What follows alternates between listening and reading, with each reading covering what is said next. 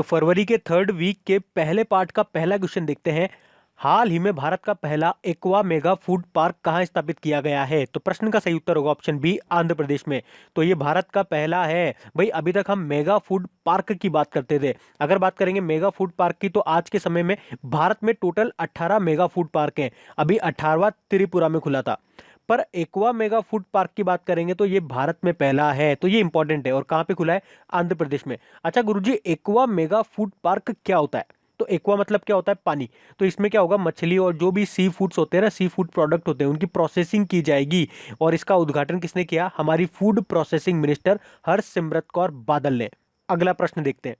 तो correct GK tricks पे अगला प्रश्न है, हाल ही में undaunted saving the idea of India नामक पुस्तक का अनावरण किसने किया? अनावरण मतलब रिलीज किसने किया, उसे लॉन्च किसने किया? तो प्रश्न का सही उत्तर होगा ऑप्शन बी, हामिद अंसारी ने। तो हमारे पूर्व उपराष्ट्रपति है हामिद अंसारी, और इन्होंने ही अभी हाल ही में नई दिल्ली में undaunted saving the idea of India नामक पुस्तक को रिलीज किया है। अच्छा, अगर मैं आपसे पूछूं कि इस पुस्तक को लिखा किसने है, इसके राइटर कौन है, तो आंसर क्या होगा? पी चिदम्बरम। कौन है पी चिदम्बरम, या कौन थे?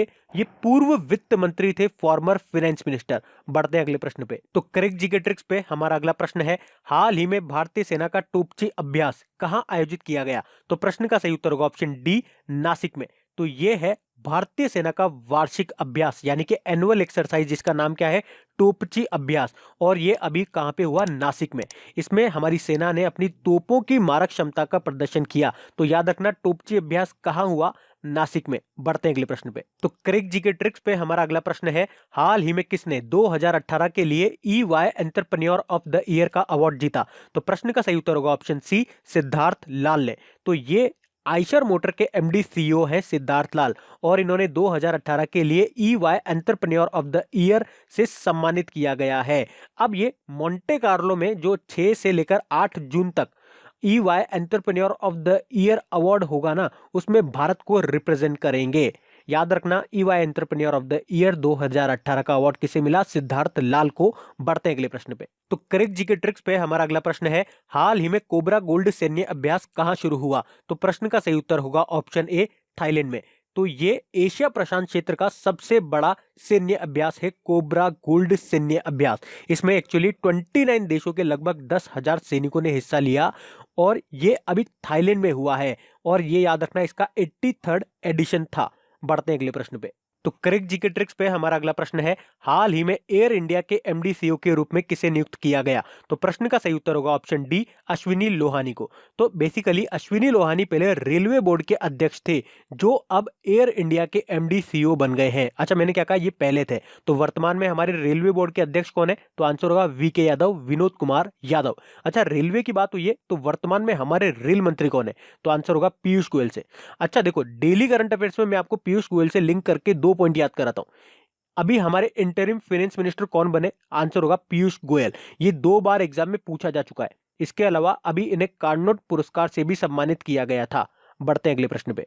तो करेक्ट जीके ट्रिक्स पे हमारा अगला प्रश्न है, हाल ही में किसे CBDT के अध्यक्ष के रूप में नियुक्त किया गया है? तो प्रश्न का सही उत्तर होगा option A, PC Modi. PC Modi मतलब प्रमोद चंद्र मोदी। अच्छा, CBDT मतलब central board of direct tax. तो PC मोदी CBDT के अध्यक्ष बन गए हैं। अच्छा, इनके पहले CBDT के अध्यक्ष कौन थे? तो आंसर होगा सुशील चंद्रा, जो अब चुनाव आयुक्त बन गए हैं। अच्छा देखो, अगर ऑप्शन की बात करें तो ऑप्शन बी क्या लिख रहा है? संजय सुधीर। तो मालदीव में भारत के राजदूत बने हैं संजय सुधीर। ऑप्शन सी क्या है? विजय सिंह। तो बुर्किना फासो में भारत के राजदूत बने हैं विजय सिंह। और ऑप्शन डी क्या है? संजीव रंजन। कोलंबिया में भारत के राजदूत बने। देखो, मैं आपको हमेशा बताता हूं डेली करंट अफेयर्स में, संजीव रंजन पहले अर्जेंटीना में भारत के राजदूत थे। तो अर्जेंटीना से अब कहां आ गए? ये कोलंबिया में। अब आप कहोगे कि गुरुजी अर्जेंटीना में तो जगह खाली हो गई, तो इस जगह को भरने के लिए हमने किसको बिठा दिया? दिनेश भाटिया को। यानी कि दिनेश भाटिया अर्जेंटीना में भारत के राजदूत बने हैं। और ये सारे के सारे अपॉइंटमेंट आपके फरवरी के ही हैं, जो मैं आपको फर्स्ट या सेकंड वीक का जो वीडियो था फरवरी का, उसमें करा चुका हूं। अभी मैंने रिवीजन करा दिया। बढ़ते हैं अगले प्रश्न पे। तो करेक्ट जीके ट्रिक्स पे हमारा अगला प्रश्न है, हाल ही में भारत में कौन सी योजना लागू की गई है? तो प्रश्न का सही उत्तर होगा ऑप्शन सी, प्रधानमंत्री श्रम योगी मानधन योजना। अभी देखो, अंतरिम बजट आया था और उसमें प्रधानमंत्री श्रम योगी मानधन योजना की घोषणा की थी इंतरिम फाइनेंस मिनिस्टर पीयूष गोयल जी ने। और अब ये 15 फरवरी 2019 से लागू हो गई है। डेट याद रखना। अच्छा, ये है क्या योजना? तो बेसिकली ये एक पेंशन योजना है जिसमें आपको हर महीने कम से कम 55 रुपए जमा कराने होंगे और जब आप 60 साल के हो जाओगे ना तो आपको हर महीने 3,000 रुपए मिलेंगे पेंशन के रूप में। पर याद रखना ये आपके लिए नहीं है, ये असंगठित क्षेत्र में काम करने वाले लोगों के लिए है। असंगठित क्षेत्र मतलब क्या हो गया? ड्राइवर हो गए, चाय वाला हो गया, पान की दुकान हो गया, जो धोबी हो गया वो हो गया, कॉबलर हो गया, कचरा बीनने वाले हो गए, मतलब ये आते हैं सारे के सारे असंगठित क्षेत्र में। बढ़ते हैं अगले प्रश्न की ओर। तो क्रिक जीके ट्रिक्स पे हमारा अगला प्रश्न है, हाल ही में भारत ने किस देश से मोस्ट फेवर्ड नेशन का दर्जा वापस ले लिया है? तो प्रश्न का सही उत्तर होगा ऑप्शन डी, पाकिस्तान से। तो अभी आपको पता होगा जम्मू कश्मीर के पुलवामा में हमारे सीआरपीएफ के जवानों पे धोखे से हमला हुआ था और उसके बाद भारत ने पाकिस्तान को दिया मोस्ट फेवर्ड नेशन का दर्जा वापस ले लिया है। अच्छा, भारत ने ये उसको दर्जा दिया कब था? तो 1996 में WTO यानी कि वर्ल्ड ट्रेड ऑर्गेनाइजेशन के अंतर्गत उसे ये दर्जा दिया था। अच्छा, आपको पता होना चाहिए वर्ल्ड ट्रेड ऑर्गेनाइजेशन की स्थापना कब हुई थी? जब हमने दर्जा दिया था ना उसी के 1 साल पहले। तो आप इस तरह से लिंक बना के याद रख सकते हो, 1995 को स्थापना हुई थी WTO की। अच्छा, मोस्ट फेवर्ड नेशन का मतलब क्या हो गया? तो सिंपल सा आप समझ लो, जब भी एक देश दूसरे देश को ये दर्जा देता है ना तो सबसे बड़ा उसका जो व्यापार होता है उनके बीच में, तो उसमें वो काफी रियायतें मिलती है उसको। ऐसे समझो, मैं एक देश हूं, आप एक देश हो और एक आपका दोस्त है, मैंने आपको दे दिया मोस्ट फेवर्ड नेशन का दर्जा, आपके दोस्त को नहीं दिया।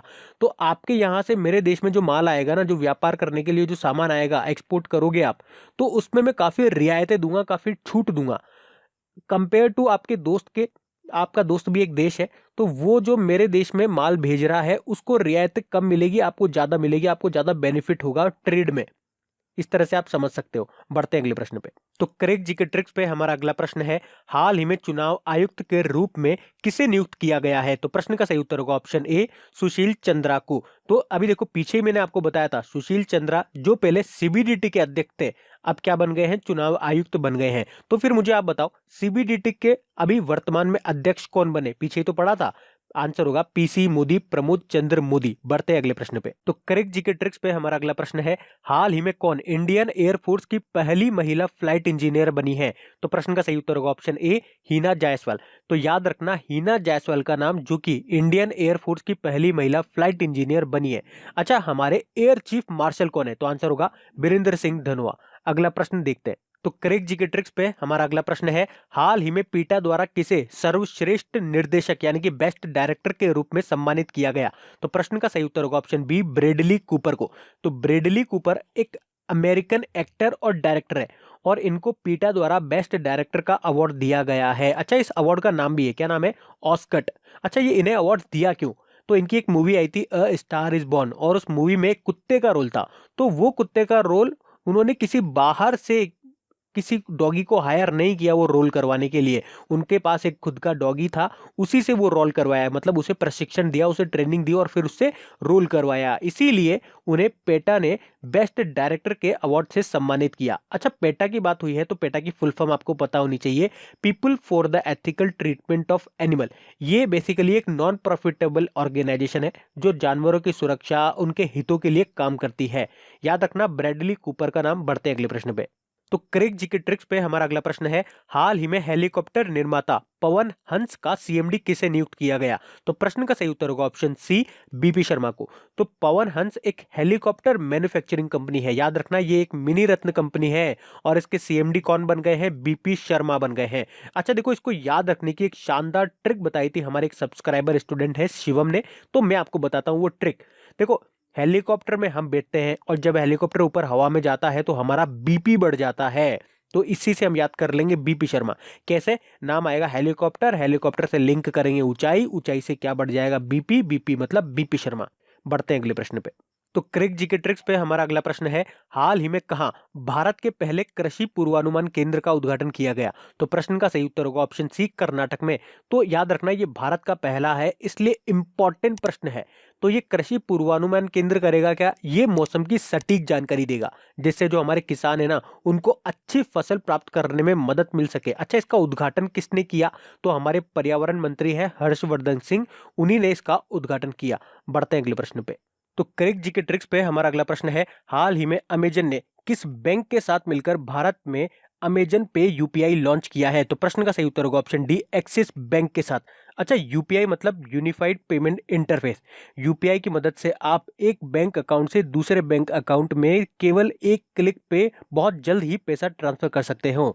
तो अमेजन ने, जब आप क्या करते हो, अमेजन पे शॉपिंग करते हो ना, तो अपना कार्ड नंबर वगैरह वगैरह आप उसमें डालते हो, फिर एक ओटीपी आपको आता है, तो इस तरह से आप पेमेंट करते हो। लेकिन अब आपको ये सब करने की जरूरत नहीं है। अब आप एक क्लिक पे आप अमेजन को पैसा भेज सकते हो अमेजन पे यूपीआई की मदद से। अच्छा देखो, यूपीआई मैंने बोला तो यूपीआई से मुझे याद आता है, अभी आरबीआई ने एनी डेस्क नाम के यूपीआई एप्लीकेशन को इस्तेमाल करने से मना कर दिया था। क्यों? क्योंकि काफी धोखाधड़ी हो रही थी उसमें। यूपीआई इंटरफेस जैसे कि आप फोन पे यूज करते हो, भीम एप्लीकेशन यूज करते हो, पेटीएम यूज करते हो, तो इसी तरह से था एक एनी डेस्क, जिसे आरबीआई ने यूज करने से मना कर दिया है। अगला प्रश्न देखते हैं। तो करेक्ट जीके ट्रिक्स पे हमारा अगला प्रश्न है, हाल ही में वायु शक्ति अभ्यास 2019 का आयोजन कहां पे किया गया? तो प्रश्न का सही उत्तर होगा ऑप्शन ए, राजस्थान में। तो राजस्थान के पोखरण में इंडियन एयरफोर्स ने वायु शक्ति अभ्यास का आयोजन किया। अच्छा, मैंने क्या बोला? Indian air force.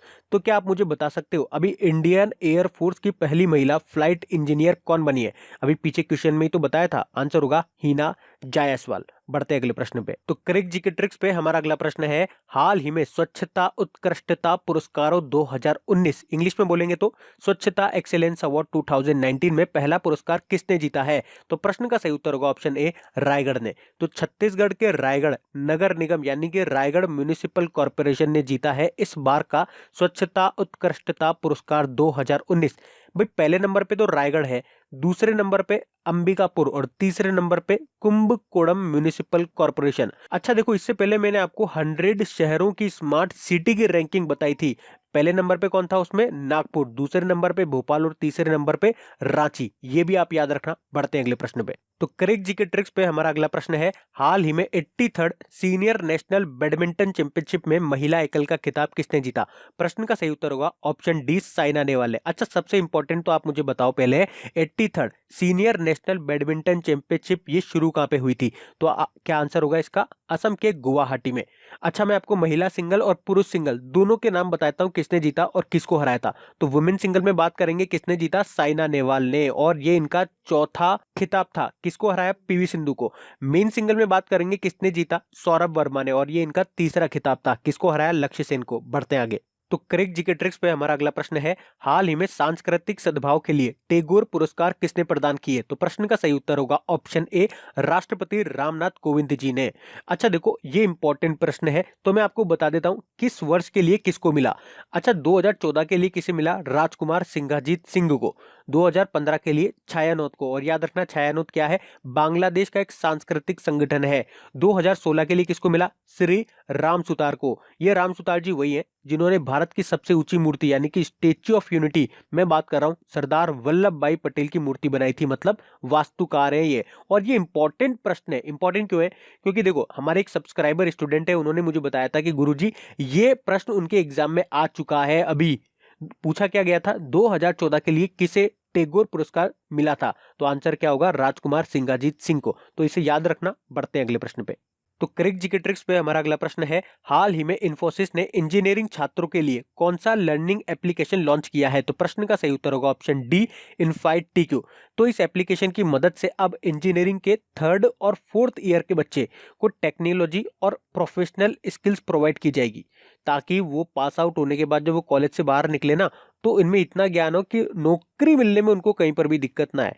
अच्छा, इन्फोसिस एक आईटी कंपनी है, तो मैं आपको बताता हूं अभी वर्तमान में टॉप 3 आईटी कंपनीज कौन सी है वर्ल्ड में। फर्स्ट नंबर पे एक्सचेंजर है, दूसरे नंबर पे आईबीएम है, और तीसरे नंबर पे टीसीएस है हमारी भारत की। अच्छा, इंडिया में बात करेंगे टॉप कौन सी कंपनीज हैं आईटी कंपनीज, तो फर्स्ट नंबर पे टीसीएस हो गई, दूसरे नंबर पे इन्फोसिस है, तीसरे नंबर पे है एचसीएल, और फोर्थ नंबर पे कौन है? विप्रो है। तो ये था हमारे फरवरी के 3rd वीक के पहले टॉप 20 क्वेश्चंस का। अब टॉप 20 क्वेश्चंस और बाकी हैं। एक्चुअली में फरवरी के 3rd वीक में मैंने टॉप 40 क्वेश्चन सेलेक्ट किए थे, लेकिन मैंने आपको एक साथ नहीं दिए, क्योंकि मेरा मानना है एक साथ दूंगा तो आप शायद लंबा नई सेटिंग दे पाओ, बोर हो जाओगे। इसलिए मैं आपको टुकड़ों में देना ज्यादा बेहतर समझा, क्योंकि कहते हैं ना, टुकड़ों में चीजें ज्यादा डाइजेस्ट होती है, बस वही वाली बात है। तो टॉप 20 अभी आ गए, टॉप 20 आगे आ जाएंगे। तो उससे पहले मैं कहना चाहूंगा, अगर आपको वीडियो अच्छा लगा है, वीडियो से आपको थोड़ा भी फायदा मिला है, आपको मेरी मेहनत अच्छी लग रही है, तो इसको आप लाइक जरूर करा करें। और लाइक करने के बाद जो भी आपका व्हाट्सएप और फेसबुक ग्रुप है वहां पे इसे शेयर जरूर कर दिया करें, क्योंकि देखो आपको लाइक करने में केवल स्क्रीन को टच करना है, वो भी अगर आपको पसंद आ रहा है तो लाइक करने में आपका कुछ नहीं जाता है। अगर आप लाइक करते हो तो मेरा मनोबल बढ़ता है, शेयर करते हो तो मुझे हिम्मत मिलती है। तो आपके लाइक और शेयर करने से इस करंट अफेयर्स की सीरीज को कंटिन्यू बनाए रखने में मुझे हिम्मत मिलती है। तो अगर आप चाहते हो फटाफट से फटाफट आपको सेकंड वाला पार्ट में मिल जाए तो आप फटाफट से फटाफट फुर्ती दिखाओ, उसे लाइक कर दो ढेर सारा और इसे शेयर कर दो बहुत सारा। और रही बात फरवरी के थर्ड वीक में जो भी इंपॉर्टेंट डेज आए थे वो हम सेकंड वाले वीडियो के लास्ट में डिस्कस करेंगे। Thank you, thanks for watching correct GK tricks.